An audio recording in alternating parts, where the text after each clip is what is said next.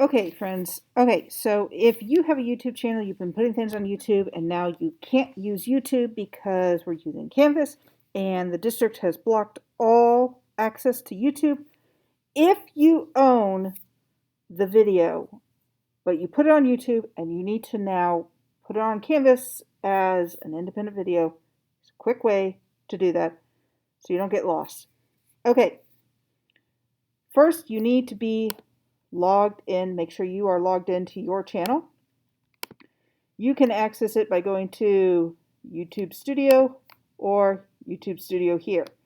So either way, go to your YouTube Studio. Then you're like, okay, I've got the perfect project. Sorry.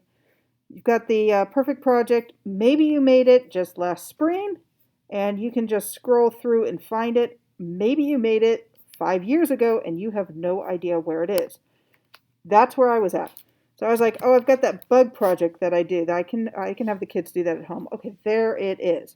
So there is my little bug project I want to do. Then what you do is you click the details button right here. And then you're like, okay, I need to download it. And that's why I'm making this video, because it's hidden. It is right over here where the little three dots are. And you click download. Boop, and then it will download onto your cloud. Now, putting it up onto your module. All right, so I want to put it up here. So I'm going to the page that I want to put it on. And this is just my messing around page, so I'm just going to edit.